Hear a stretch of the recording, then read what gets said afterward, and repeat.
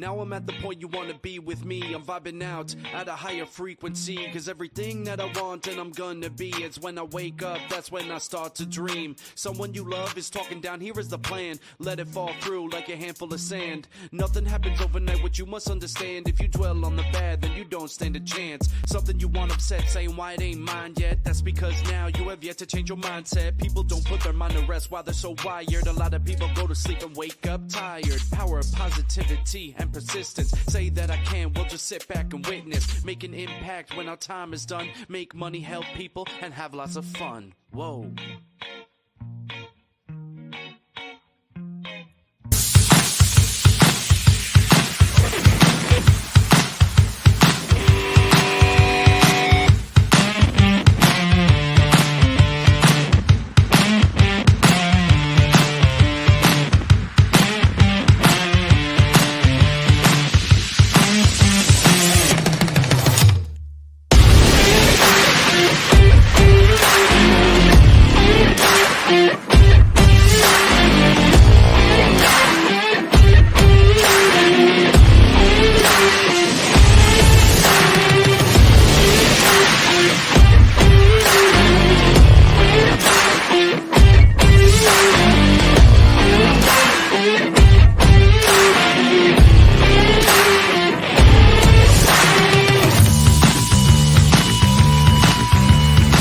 Welcome to Office Hours, hosted by legendary sports executive, entrepreneur, and investor David Meltzer, where the brightest millionaires, billionaires, and entrepreneurs in business, sports, and entertainment get together to talk about success, failure, and everything in between. There's so much more effort someone will give if it is not seen as the job, but the thing that they enjoy doing with their life. Take a deep dive into the mind of some of the world's most impactful guests. So I think oftentimes the thing that we're looking for is right there in front of our face. It's just disguised. But I actually really believe that not telling creative people what to do is exactly what you should do with creative people. To share their strategies and tools to dominate their respective fields.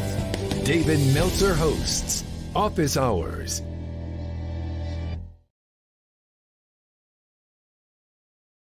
A lesson that I teach about lessons themselves.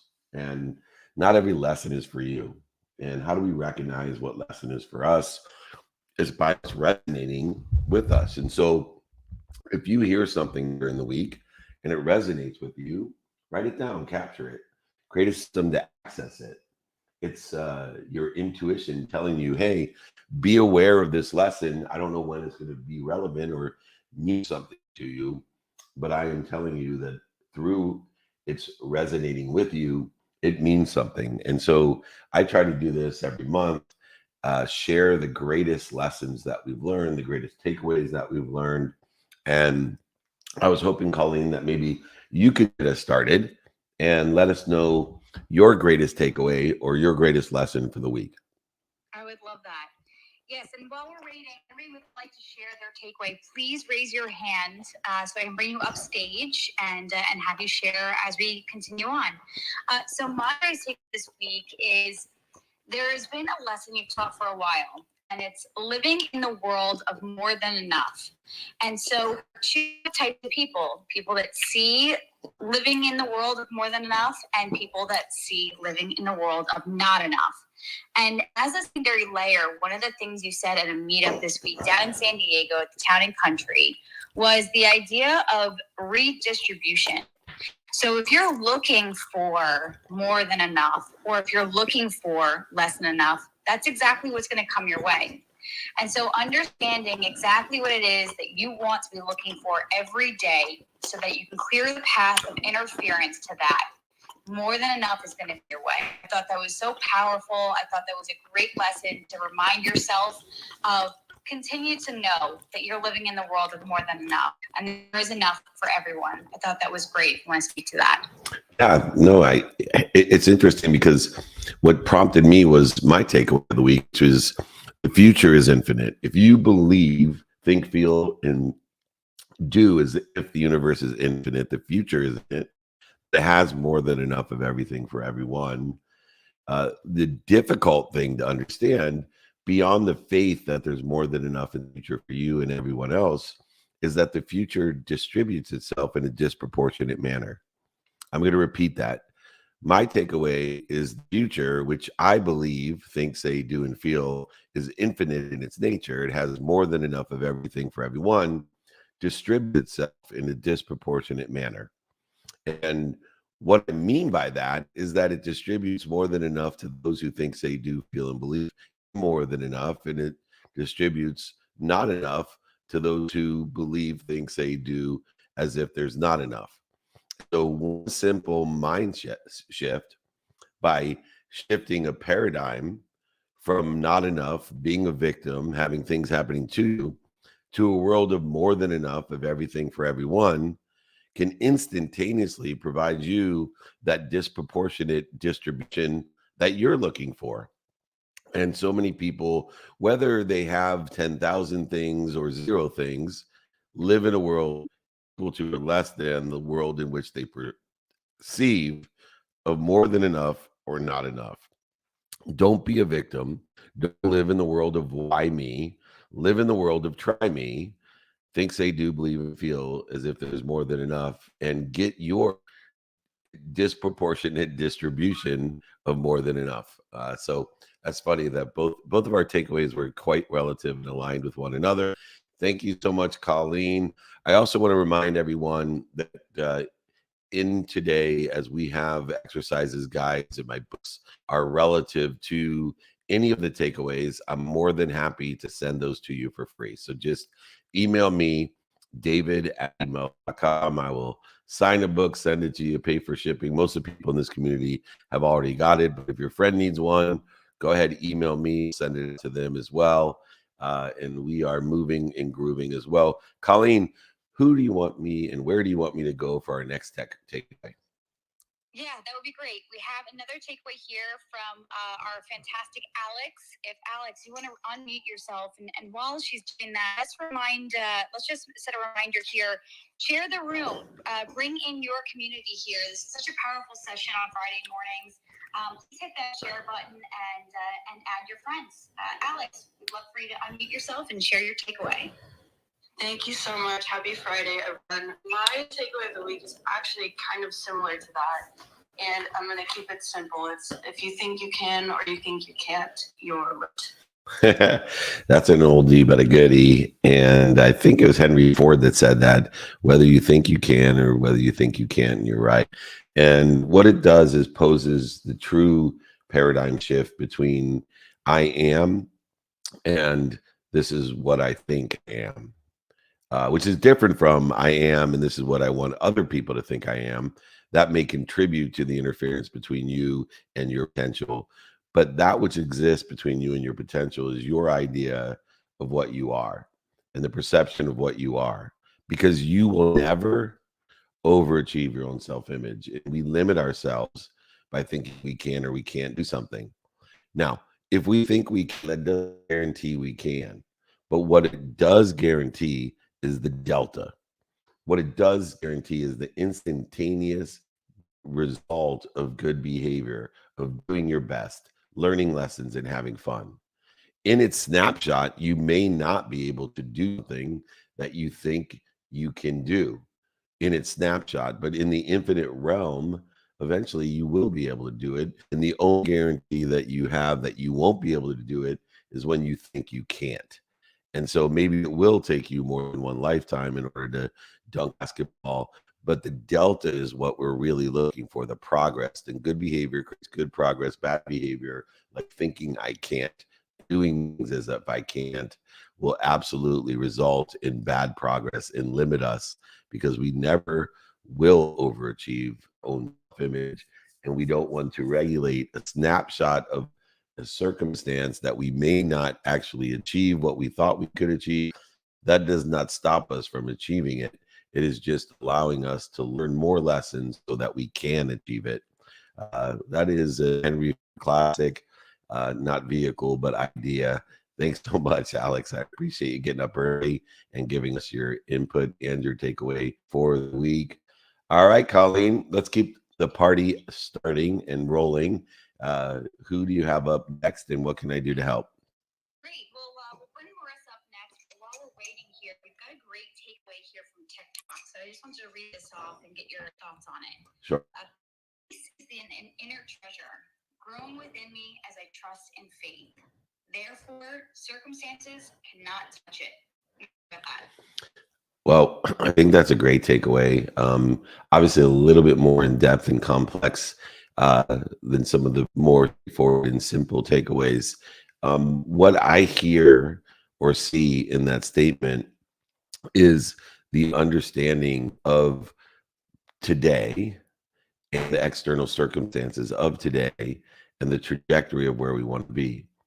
Most people attach their emotions to outcomes far beyond a reality of what they need to do today. And it results in a lack of ability to prioritize what they want to do today in order to get or achieve what they think they want in the future. And so understanding the external circumstances today relative to what you want today, relative to the meaning that you give what you want today, and also with detachment of emotions relative to where you think you want to be, or even better, taking into account there's a weighted balance each day, and the weight that you put on the balance of your own personal activities, experiential activities, giving activities, and receiving activities, the weight that you give that is the only thing that is relative to the external circumstances. The trajectory where you think you want to be is not relative to external circumstances, and the lessons that you give to the past from failures, setbacks, defining moments, historical relevances, all those different things of the past have nothing to do with what's outside of you.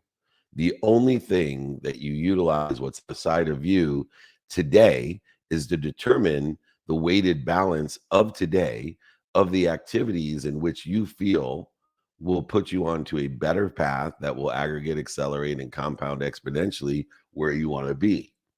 So if you're looking at the weather, the interest rates, if you're looking at a relationship that may not be where you want it to be, a flat tire, your in-laws, vacation in Hawaii, if you're Nick out there listening, because it's 3 a.m. in Hawaii, those are external circumstances in which only have impact on the weighted balance for today. They do not impact the lessons that you've learned from the past, the light, the love that we found from those lessons. And it definitely does not impact our trajectory for a future, but it will impact how we weight and balance our personal, experiential, giving, and receiving activities during today. Because the external circumstances have one common denominator: they will change. And so if we give them any more power over us other than to determine a weight balance today, we are putting ourselves into dis-ease.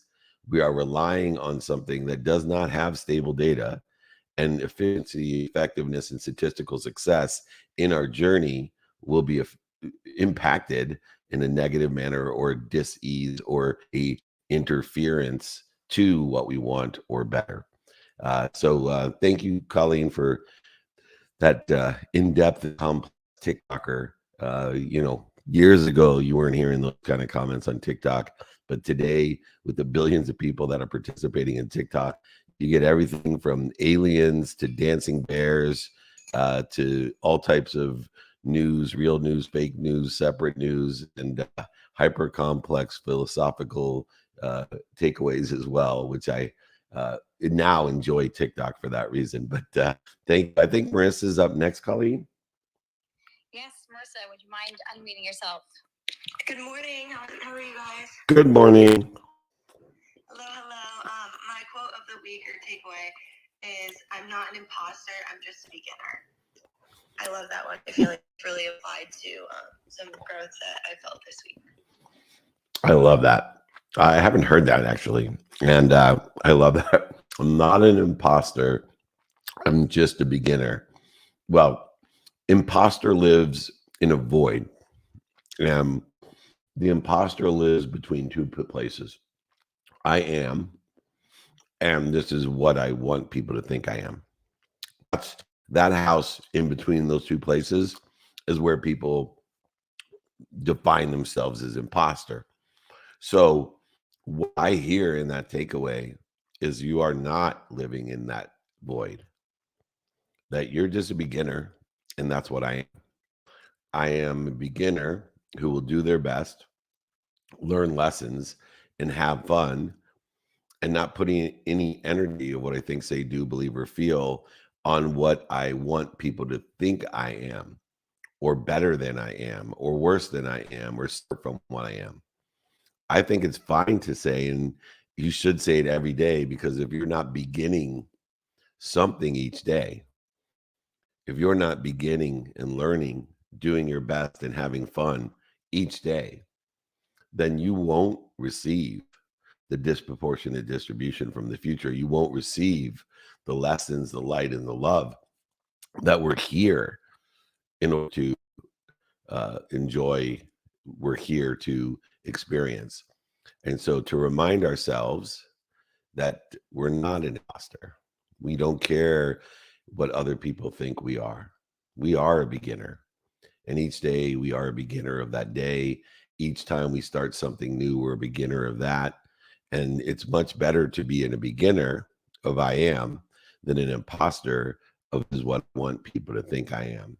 I hope all young people are listening, especially I feel when I watch social media that there's many people that haven't experienced that void, shortage, or obstacle yet, that feel like they have to have people think that life perfect and that they, are more successful or more experienced, more happy, more wealthy, more worthy than they really are. I am a beginner today at 6:16 a.m. Pacific time, and I do my best to spend some moments being an imposter of worrying about what other people think I am. Very proud of you, Marissa. I love you and always have your back. Thank you for joining me. And Colleen, love you.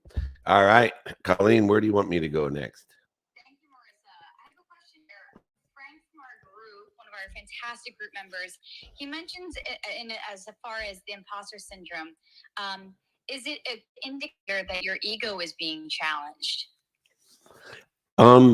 So let me explain the ego, because I think that's a great question. I don't think ego can be challenged. And this is the way that I see it. I don't know what I don't know, but it seems to work. I am in the practice of identifying fear. So I know there's only fear of the past and fear of the future. Fear of the past is resentment and guilt based. Fear of the future stems from worry and anxiety, trying to control the external circumstances, and my future of I actually know what I don't know. So if I can get into the practice of identifying when I'm in fear, I then know that human nature has an inherent defense mechanism to fear. And that inherent defense mechanism to fear is ego.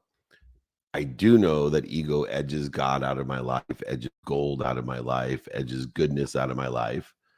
And so not only do I have to identify fear of the past and fear of the future, I now have to explore what type of defense mechanisms I employ to which type of fear. And so if it's a fear of a loss of a loved one, it may be a need to be separate, or be anxious, a need to be right, a need to be offended could be a defense mechanism for something else, a need to be inferior, superior, resentful, guilty, worried, depressed, whatever the ego does in order to effectuate its natural course of human nature, which is to evoke itself when we are afraid. And so what I see is the ego is, unless you can give yourself an egoectomy, which I don't think would happen, it would create a whole bunch of other problems and also protecting your physical flesh. But more importantly, the ego itself needs to be minimized, not dissolved. So when we're afraid, which will happen every day, we'll be afraid of something relative to the past or relative to our future. When we are afraid, if we can see the clues and patterns of our ego and how it evokes itself as a defense mechanism about certain fears, we then can utilize a minutes and moments strategy to spend less time in that ego-based consciousness, less time interfering, F-E-A-R, interfering with our potential or with our trajectory or with our journey towards what we want or better. And so I see takeaway as a very clear depiction of how do we maximize our time in the flow at ease. How do we minimize dis-ease? Because fear causes dis-ease. Ego evoked into interference in order to protect us from that dis-ease creates more dis-ease. It accelerates us in the wrong trajectory, more resistance, void, shortages, and obstacles.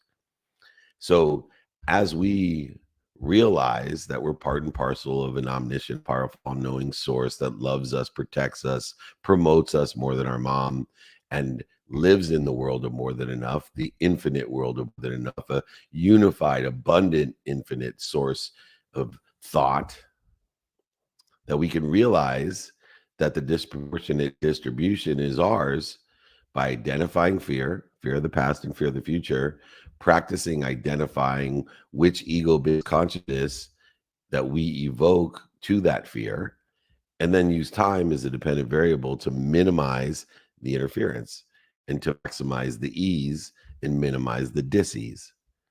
And this is, to me, for me, a construct of life that has allowed me to utilize all the light, the love, and the lessons that I've been given, all the infinite power that I've been given. Most people can't keep up with me, not because I have more energy, it's because I don't interfere with the energy that we all share, the equal energy that we all share. I'm getting a disproportionate distribution of energy because I am at ease, not at dis-ease. And I wish that for everyone. And I do have an exercise that I can send to everyone about ease and dis-ease and about identifying fear. So if you would like that, or I can throw in my book, david@dmeltzer.com. Would love to be able to share those ideas with you and have you utilize it as a practice in your own life to maximize the infinite nature in which you have inherent within yourself. Okay, Colleen, we're rocking and rolling now. Who's up next? Awesome. I just want to reset the room. I'll have you take a takeaway from online, and then we're going to have Ron come up and unmute himself. But in the meantime, I just want to reset here. Please make sure to share the room. It's a fantastic community. Don't hesitate to email Dave for, like he said, his free book, his free resources. He's got tons of guides on all the material we're talking about today. So let's go ahead and take one from online, and then we'll have Ron come up and unmute himself. Yes, I just want to acknowledge we were in October, and I didn't say this. We're now at 24 years of doing free Friday trainings, and they have grown from when I was with Lee Steinberg, Sports and Entertainment, from a couple people on a Friday at lunchtime coming in for free lunch to motivate or stimulate them for free training, to almost 100,000 people registered for our training. And just blessed to think that over 24 years, things have aggregated, accelerated, and compound.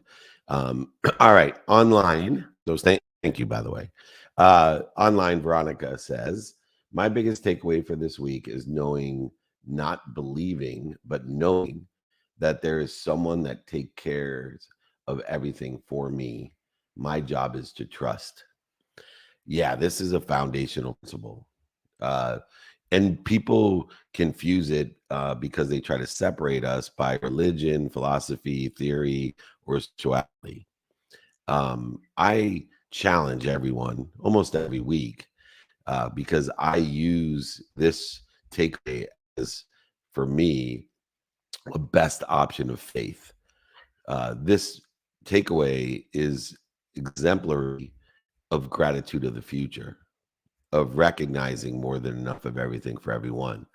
This takeaway is, to me, the foundational principle, regardless of your religion, philosophy, theory, or spirituality, that there is something bigger than you.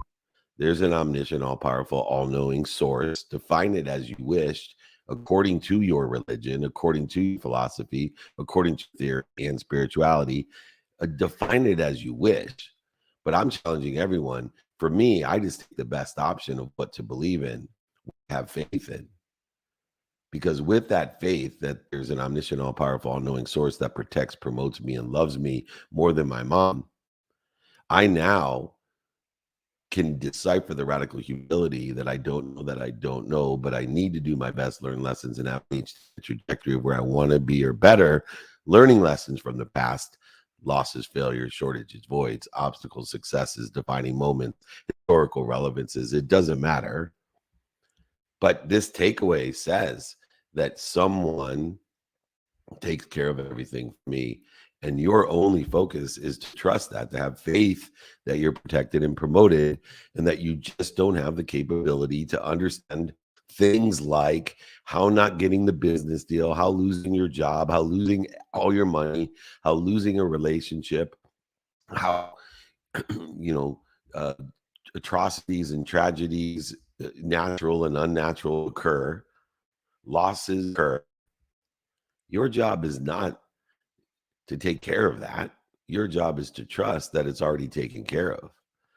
That these circumstances that are outside of us are only indicators that we have a better place to be in, a better position to be in. We just don't have the capabilities to understand it. And as I got older, one of the advantages is that lesson reveals itself again and again. The most challenging seasons of my life have become the ones that have propelled me into a better place, in a better position, not punished me into a worse one. And with that mindset, to receive the disproportionate distribution, even when there's pain, setbacks, and failures, indicating not that I'm being punished, but promoted, propelled, and protected. This is a cornerstone. And if anyone has an option to believe in, define it as you want. I'm not concerned if you call it God, Jesus, Muhammad, Joseph Smith, or a pencil. I care what you define it as. I'm challenging you to come up with something better to believe in, to trust in, to have faith in, to have gratitude in towards the future, than something bigger than you, an omniscient, all-powerful, all-knowing source that loves you more than your mom. I challenge you. Let me know what it is. I believe in it. But so far, with the millions of people that I reach, nobody has come up with a better option. They all find it differently, and they have all those different names for it: God, Jesus, Muhammad, Joseph Smith, Buddha. I've heard it all. I haven't heard the pencil, but if that's what you believe pencil does, I'm okay with it. It doesn't matter how you define it with a label. Labels are for shampoo, not for your source.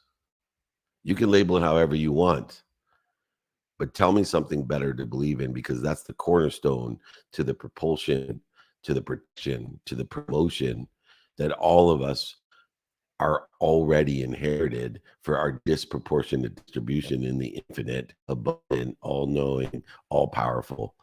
I love that takeaway, Veronica. Thank you as well for joining us. Okay, Colleen, about halfway, and who's up next? Yeah, that was fantastic. Really powerful. We're going to bring up Ron. Ron, please share your takeaway. Awesome. Everybody can hear me? I can hear you. Yep. Awesome. Good morning, Colleen. Thanks for having me on. And I want to say congratulations to you and Mike again for your babies. So that's always on my mind. So it seems the theme this week for me, my takeaway, is community. And I know, Dave, from the beginning that I met you and reading the book, you're real big about community. And I think because I'm getting more involved in my nonprofit, I'm out there more. I've been into some local chamber of commerce, doing some talks.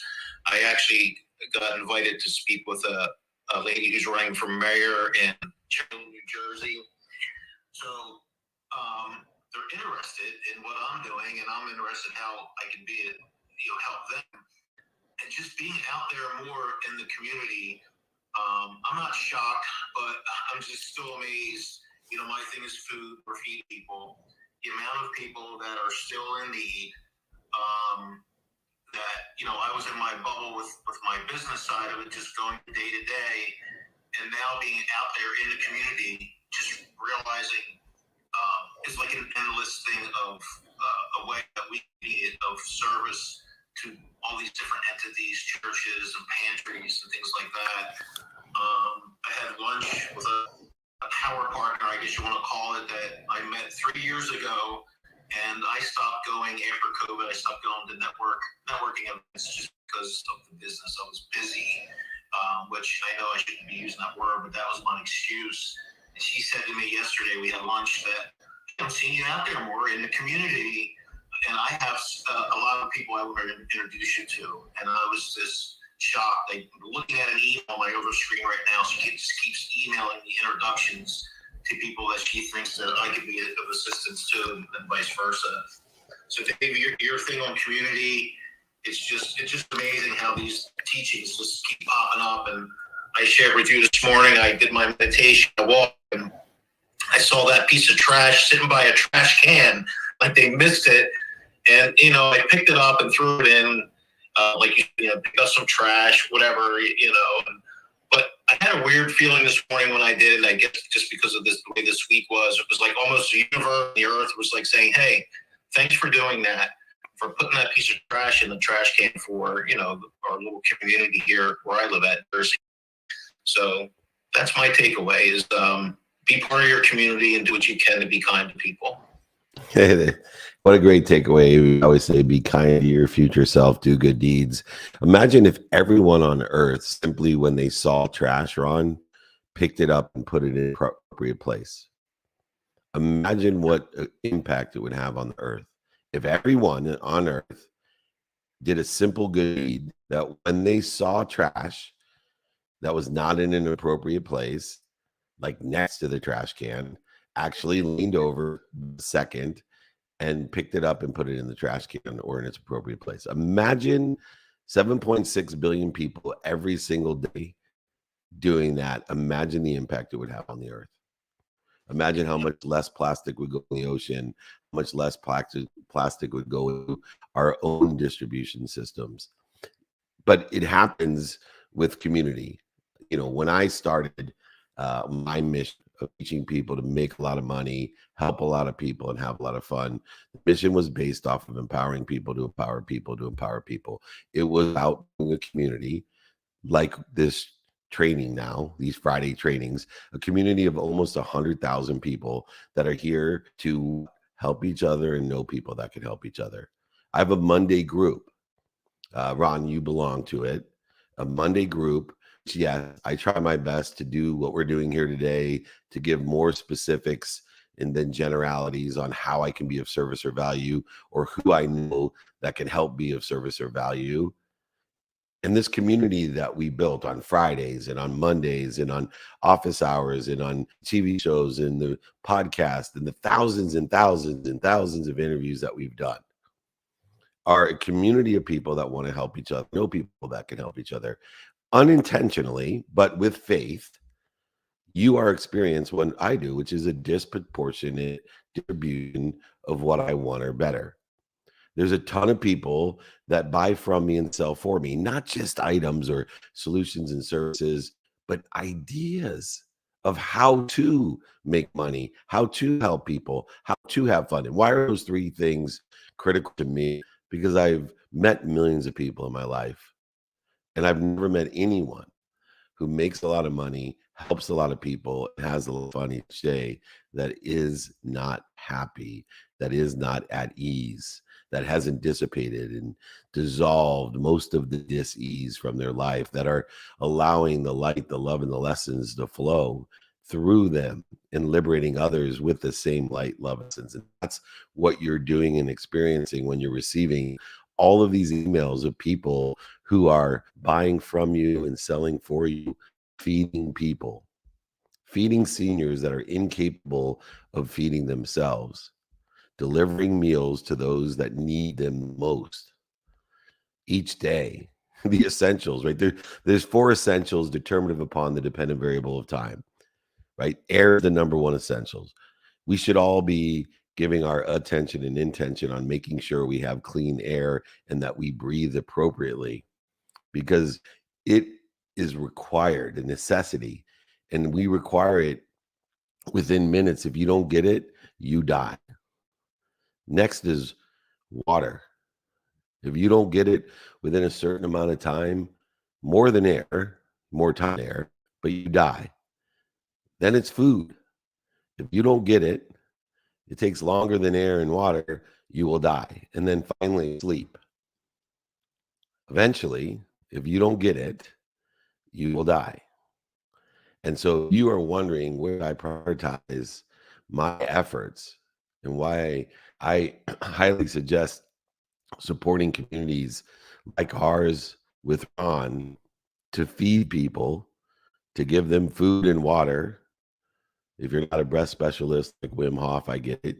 That's fine. Or you don't have a solar company or some other resolve to our quality of air issues, then help with food, help with water, help yourself with sleep. Go on YouTube. It's a third of your life. Learn how to breathe, study Wim Hof, study other people. If not, just breathe through your nose and out through your mouth every time you identify fear and reaction to it. Put yourself at ease. You will be in a community of people that can help one another, know people that can help other people, that will buy from you and sell for you for a lifetime. Ron, I love having you in my community. Thank you so much for joining us. My pleasure. Have a great day. Thank you, David. Thank you. And by the way, we would love, I know all of us here today on our Friday meetings, join us on our Monday office hours group. We'd love to have you join us every Monday, changing the hours around the world. But email me, david@dmeltzer.com, if you'd like to join our Monday group. It is an exceptional community as well as the free Friday trainings, david@dmeltzer.com. If you'd like a greater level of intimacy with a greater private networking community group to be of service and of value, if you're a person who want to help each other and know people that can help each other, then join us at Monday. Well, thank you. Colleen, you want to reset the room? Yes, let's reset the room here for the second half of training day. Thank you so much for sharing this community. I see those numbers going up, so really appreciate that. Ron, what an amazing reminder of just a small good deed. What an impact it can have on your own community. Let's bring up Oliver here for the next take. Oliver, if you wouldn't mind, unmute yourself, and we look forward to your share. Yes. Happy Friday, everyone. David, thank you for 24 years of excellence. My big takeaway of the week is, how important it is to really put intention and really, identify what it is that you do not know and what it is that you do know. And then also even further than that is, putting attention towards strategically asking for help, whether it be identifying who it is in your network, in your community, or your mentors that will be able to help you with the lack of knowledge that you do have in a specific field. And then even, deeper in thought, right? Just imagine a world where, everyone, all 7 billion plus people were willing to ask others for help, and where we would be as a society, everyone was willing to do that. Right. That's my takeaway. So I would love to hear your thoughts, David. Oh, I'll tell you this. I have a lot of thoughts on that, because when people ask me, what's the one thing you would tell yourself when you were younger, when you're 18 or 28, 38 or 48, what would you tell yourself? And I always answer 3 words: ask for help. The fastest way to get to where you want to be is to find someone in the situation you want to be in. And those people that sit in those situations can do 3 things for you. 1, they can give you directions. They can mentor you and give you directions on how to get where they are or beyond. They can teach you. They can teach you the dummy tax, the lessons, the light, and the love that they've learned when following those steps in order to get to where they are or beyond. Or they could just coach you. They could bring out the best of you to sustain the enjoyment of the consistent, everyday, persistent, without quit pursuit of that location, or better, their potential. And some of the greatest mentors, some of the people that sit in a situation that you want to be in or better, that you ask for help from, can do all 3. They can give you directions, they can teach you how to take those steps, as well as bring out the best in you to give you the desire that you must be what you can be in order to enjoy the consistent, everyday, persistent, without quit pursuit of your potential. Most people find a very difficult challenge in number one, being consistent, and number two, being persistent, let alone enjoying being consistent and enjoying being persistent. Those people that have learned to shift their own perspective and meaning in persistency are the ones who have the greatest aggregation, the greatest acceleration, the greatest exponentiality of outcomes, and are receiving their disproportionate distribution of the infinite. And so I highly suggest that the fastest and easiest way to get to where you want to be is to live in radical humility and admit you don't know what you don't know. And therefore, because we've been blessed with a great technology that has increased the size, scope, and scale of the audience, addressable audience, the total addressable market or audience that is there, that you spend the majority of your time when you figure out what you want to ask for help by spending your time figuring out who can help you and who you can help, and asking for help. Allow them to pull a chair up at their table, but don't forget to pull a chair up at yours. This is a great question. It's a priority in my life to remind myself it is not within human nature to feel that it's humble to ask for help. We feel it's humble to give, not receive. But when you live in a value add world, not a zero sum game, when you're not trading, negotiating, and competing, providing judgments, which are just opinions based on doubt and fear, when you live in this value add abundant world, you will realize that radical humility doesn't just exist in giving, it actually exists in asking for help. Excellent, Oliver. I appreciate you as well waking up early. It's amazing, all of these people participating, almost at 100,000 registered just on the webinar, let alone all the other platforms that we're on. I thank you so much for being a part of the community. Invite more people that want to help each other. Invite more people that know people that want to help each other. Invite into our community here at the Breakfast of Champions. Colleen, who's up next? Yes, thank you so much. I have always loved that definition of happiness, the persistent, consistent pursuit of your potential. I think that is incredible. What I want to do here is just a reminder, don't forget to email Dave if you want his book, his free guides. Let's take one online, and then we'll bring up Justin for his takeaway of the week. I appreciate that. All right. My biggest is from Raluca there. My biggest takeaway is that fear for the future, faith of the future, both required to believe in something you cannot see. So which one will you choose? Well, for me, it's best option, right? So I'll give you an example. So on anything that I can't prove or I don't understand, for me, the mathematical, logical step is to pick the better one, the one that's most aligned with the trajectory where I want to be or better.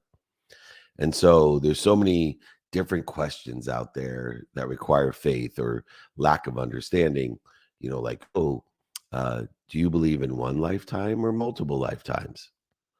Well, in the trajectory where I want to be or better, the best option is, do I want one life or do I want many lives? Well, my mission in life is to empower as many people, to empower others, to empower others. My mission in life is to enjoy the consistent, persistent pursuit of my potential.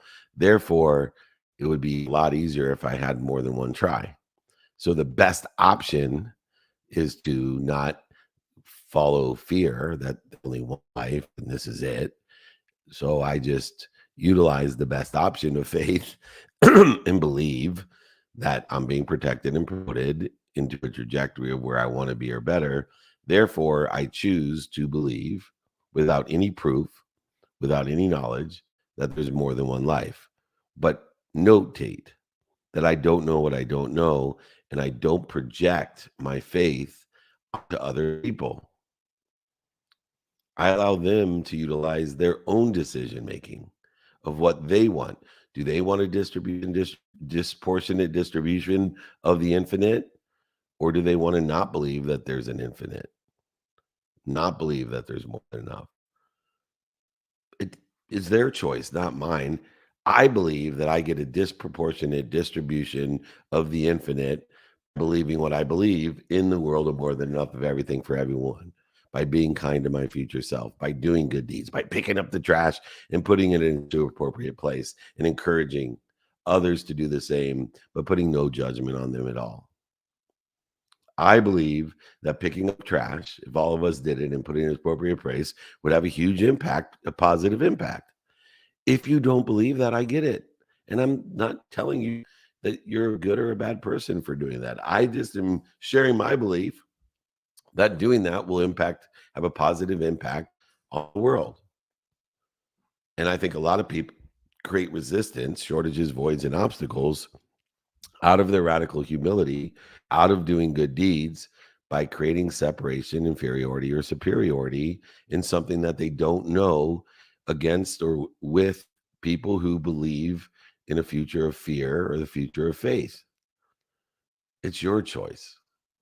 I'm going to think, say, do, believe, and feel in a trajectory of what I want, which is to receive a disproportionate distribution of the infinite by doing more than enough of everything, by doing good deeds, by learning lessons, having fun, by doing my best, all the different things have effectuated that abundance in my life.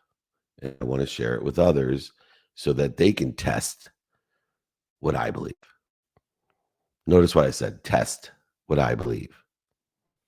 You know, I look at timing and risk tolerance when I'm testing things. I do a lot of wacky things, beyond meditation, which when I started meditating, I thought that was super wacky. I trace calligraphies. It takes about a minimum of 10 minutes a day for me to trace calligraphies. It has very little risk, but it works for me. Do I believe it'll work for everyone? I don't know, but I know it has very little risk and it works for me. And so I share things that have very little risk and work for me, like saying thank you. Saying thank you takes 0.1 seconds and it's free. So I say it before I go to bed and when I wake up. It has extremely little risk. And it works not only for me, but for billions of people, as they have testified how important gratitude is.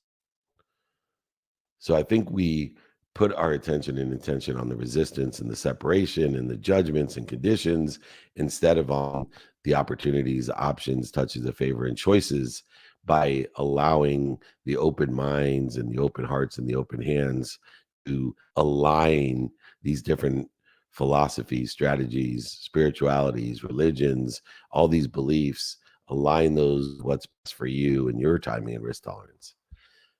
Excellent. Thank you so much for that. All right, Colleen, Justin is up. That's it. Yeah, Justin, if you wouldn't mind, unmute yourself and share your takeaway. Hey, happy Friday, everybody. I think from the week is that sometimes the people that we disagree with most are the ones we can learn the most from. So I know short and sweet, but kind of a realization, epiphany I've had this week that I wanted to share. I think that's great. The people that we most disagree with. So disagreement is a form of resonation. When things resonate with us, they either make us feel really good, or they are in dis-ease or disagreement with us. Both somehow are an intuitive resonation. It resonates with us. When something resonates with us, it is putting us at an extreme ease or extreme ease, and then we feel the awareness that it means something. And so I think that's a great indicator. Pain as well as an indicator in the same respect, that when we're in disagreement, raise your awareness, be more interested and interesting. And how do we do that? See, a lot of people, when they get that intuitive resonance that occurs by disagreement, they put up walls by a need to be right, or a need to be offended, a need to be separate, a need to be inferior, a need to be superior. What I suggest you do is, instead of utilizing those ego-based consciousnesses to edge goodness and gold and greatness and God out of your life, Simply breathe. When you're in disagreement with an idea or someone or something, I suggest that instead of creating resistance, create interest. Instead of creating resistance, create interest. Be more interested than interesting. Ask, why do you think that? Would it help you if? Do you want to help me? Seek to meet people where they're at and understand where they're at in order to effectuate the ease and commonality between you, and look to see how you actually agree and where this separation has occurred by a fundamental invisible assumption that you or they have made. And we see this all the time, that there are so many different issues that separate us with an invisible assumption that is actually one of discord and ease, meaning that we all agree upon. So I'm going to touch on a very sensitive issue, but I say all the time, because of disagreement and agreement of people. If, for example, somebody agrees or disagrees with abortion or the timing of abortion, in the end, you may want to ask, why do you do that? And they may say, well, I don't believe in murder. Oh, so you're making an invisible assumption that after month, 9 months, 18 months, 24 months, that it is defined as murder. And before that, it's not. Therefore, we're in agreement because we both don't believe in murder. We're just questioning, when does murder occur? What if I believed that murder was only after you were 21 years old? If that was my belief, that the human fetus was not fully developed until 21 years old, therefore it doesn't do anything to get rid of something less than 21 years old. Now, people would be in heavy disagreement with me if I believe that. But we both have an invisible assumption that murder is wrong. And yet all this discord and disagreement over what can be proved or not proved is arbitrary, capricious, and a part of a participation in a perception. Now, this is a grossly atrocious example, but it's one which effectuates so many people that create disagreement when they're actually in agreement, but they're just not more interested than interesting. So I love your takeaway, Justin, that we should pay attention to pain, setbacks, failures. We should pay attention to indicators. We have a better place and a better position to be in. But another indicator is disagreement. We actually should be paying more attention and being more interested in those that disagree with us, to figure out where our invisible assumptions lie, where our agreements lie, where we can bond together and learn to appreciate.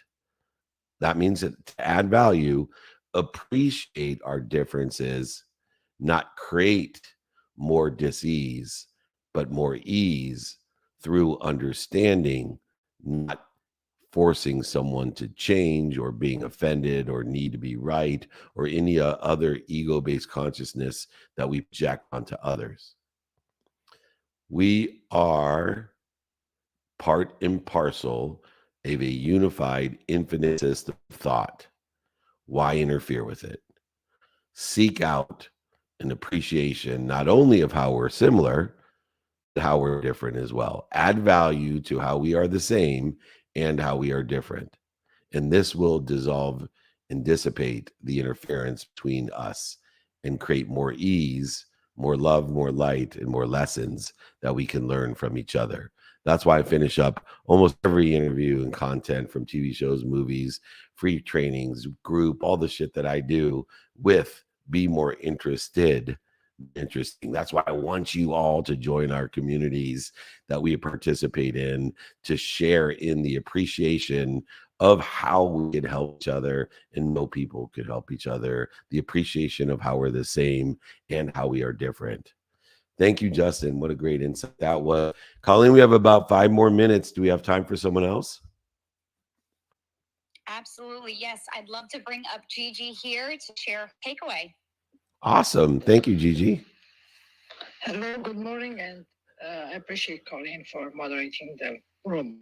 I have a few takeaways, and the first one is from the Tao Te Ching. Do you think you can take over the universe and improve it? I don't believe it can be done. The universe is sacred. You cannot improve it. If you try to change it, you ruin it. If you try to hold it, you lose it. And when I read this, I finally understood alignment and what you talk about.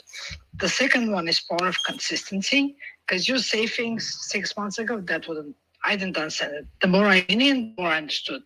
And the last one is when my ego kicks in, I'm like, the first minutes suck, and just and see what can I learn from it. And I started to be more interested, and that is a huge shift in my life, which helped me with patience and everything. So I just want to say thank you for everything you do. Oh, thank you so much. Well, in the last 5 minutes here, let me see if I can touch on those three things real briefly. Let me start with the last one, in understanding, and now I'm drawing a blank. Consistency was the second one, and the universe being unchanged and infinite is the first one.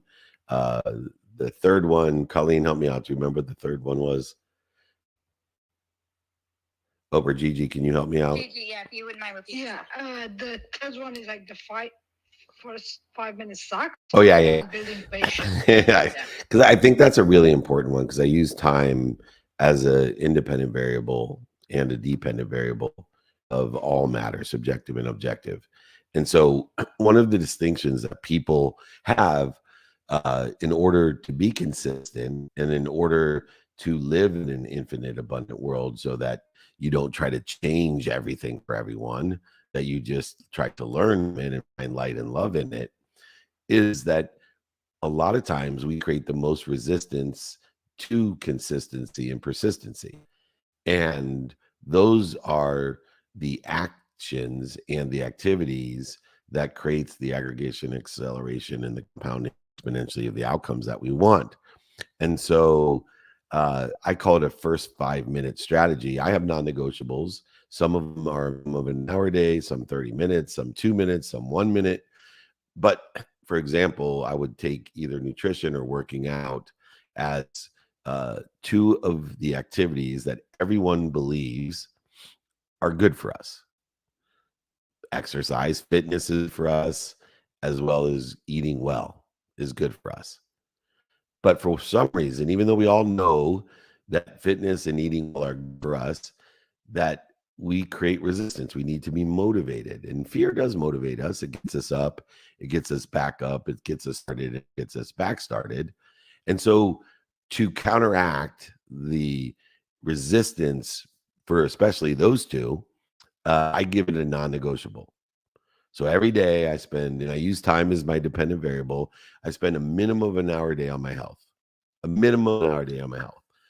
And I have, many days, including today, woken up and said, I don't want to do this. It's much easier to stay in bed after I meditate. It's much easier to go back to sleep. It's much easier to do something that's less strenuous than working out. And then I tell myself, you know what? I'm not going to do a minimum of an hour today, but I am going to do a minimum of 5 minutes. And I can quit after 5 minutes and go back to bed or go eat a Twinkie or whatever I want. I don't care. But I also remind myself that the first 5 minutes suck. The first 5 minutes are going to suck, but it's only 5 minutes. I can get through 5 minutes and it's going to suck. And then I'm going to go to bed or go eat a Twinkie or watch TV or TikTok or whatever else people do. I will tell you this. If you use the first 5 minutes suck strategy and you have your non-negotiables of things that create good results, like eating right, working out, doing good deeds, volunteering, whatever it is, and you tell yourself, you know what? I'm going to quit after 5 minutes. I know it's going to suck, but I'm just going to do 5 minutes. 100% of the time, you won't quit. And 100% of the time, when you finish, you'll never say, I wish I didn't do that. You will be so grateful You'll be so passionate, purposeful, which will create more abundance and more faith in your life. So use the first 5 minutes suck strategy for all the things that you know create good progress in your life, but are hard to do, because the simple things to do are unfortunately simple not to do, which means it's hard to do. Anyway, we are coming on 7 a.m. Pacific time. I want to thank everyone who has been here for 24 years and those who have been here for 24 minutes. I am grateful for you. Show up every Friday. Come and join our group. If you want to book or any other things, if you want to know where we're going to be, we got unbelievable travel coming up. We're going to be in Mexico City, Houston, Orlando, LA. We're going to be in San Francisco. I have a text number that notifies me where I'm supposed to be, but it also will notify you. 949-298-2905. If you want any of the exercises or guides, or you'd like to join our Monday group, david@dmeltzer.com. That's my email address. Colleen, you're an incredible moderator. I think Nick may be losing his job, Mikey. I don't know. We'll have to send him the tapes. Let them reveal themselves. She's incredible. And congratulations on being a new mother. The best job in the world. Go ahead, close out the room, my friend. Thank you so much, Dave. Amazing session. Great takeaways today from this community. Really appreciate everybody joining us. Please join us here every Friday. Thank you, everyone. Thank you, everyone, so much. Join me, join our group, come and see us. Meetups, VIP dinner. Next one's going to be in LA. We got incredible people going to be there. We just finished up with Drew Brees. We're going to be with Tom Brady, Tom Bilyeu in Mexico City as well. David@dmeltzer.com. Remember, most importantly, be kind to yourself and do good deeds. We'll see you tomorrow. Thanks.